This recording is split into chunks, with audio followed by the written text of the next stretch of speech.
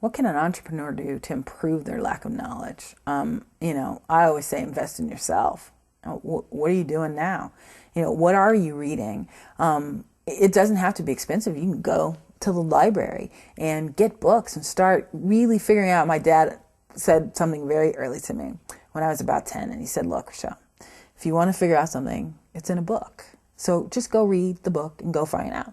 Now, it took me until I graduated from college to actually read a book front to back because I couldn't be bothered. I thought that was the most annoying thing ever. I was never a reader.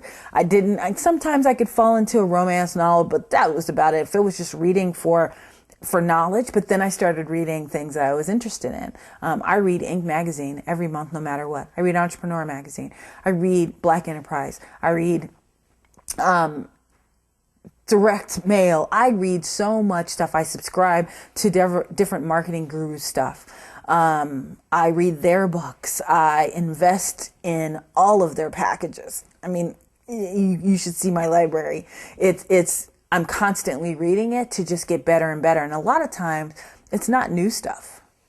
If it is a new thing, I go, oh, wow. And I make sure to write that down. A lot of times it's just reminding me how it can work and how it can fit in to my business at this point. And one of the biggest things that I learned as an entrepreneur that I think helps most entrepreneurs really go to the next level, or really determining if you are one, is being able to look at what works in another business and adapt it so that it works in yours.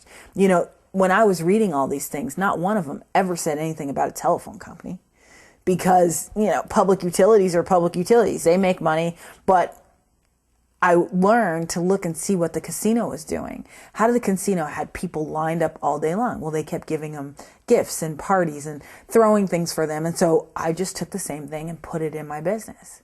And so part of really building it and knowing what you can do and gathering more and more knowledge, it will help you tremendously in growing your $1 million business.